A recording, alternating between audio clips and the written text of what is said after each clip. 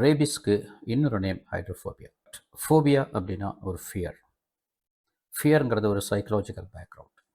மனத அளவில் ஒரு பயம். தண்ணி அப்படின்னா பயம். அதுதான் டைரக்டான மீனிங் ஹைட்ரோஃபோபியா அப்படிங்கிறதுக்கு. சைக்கலாஜிக்கல் ஃபியர் அப்படிங்கும்போது எந்த காரணம் இல்லாமல் ஒரு விஷயத்தை நினச்சி பயப்படுறது ஃபோபியா.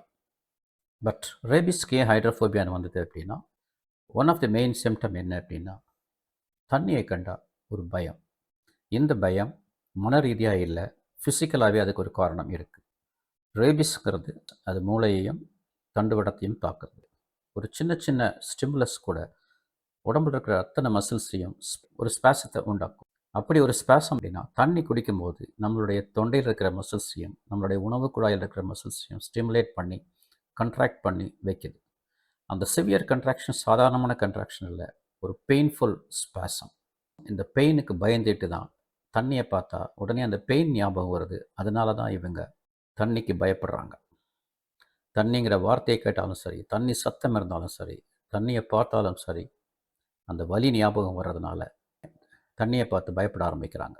ஸோ இதில் ஒரு ஃபிசிக்கல் காம்பனண்ட் இருக்குது, மென்டல் காம்பனண்ட் இல்லை.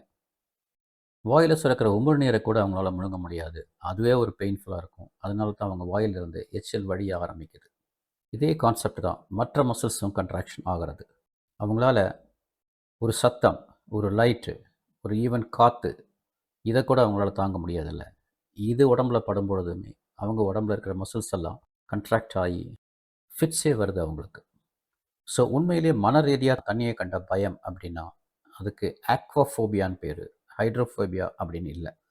ஸோ ஹைட்ரோஃபோபியா அப்படிங்கிற வேர்டு இந்த ரேபீஸில் வரக்கூடிய அந்த தண்ணியை கண்டா பயம் அதுக்கு மட்டுமே ரிசர்வ் ஆன ஒரு வேர்டாக இருக்குது. நேச்சுரல் அடுத்து வர்ற கேள்வி, இந்த பிரச்சனை நாய்க்கு இருக்காதா அப்படின்னு. நாய்க்கும் இந்த மாதிரி பிரச்சனை உண்டு.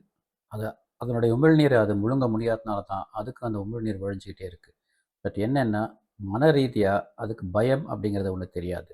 அதனால் அது தண்ணியை பார்த்து பயப்படுறதில்ல. ஆனால் அந்த பிரச்சனை நாய்க்கும் இருக்கும். சப்போஸ் அது நாய் தண்ணியை பார்த்து பயப்படுதுன்னு கண்டுபிடிச்சாலே அது ஒரு வெறி நாயை நம்ம கண்டுபிடிச்சிடலாம். செப்டம்பர் 28 வேர்ல்ட் ரேபீஸ் டே. அதில் இந்த ஒரு சின்ன இன்ஃபர்மேஷன் உங்களுக்கு சொல்கிறேன்.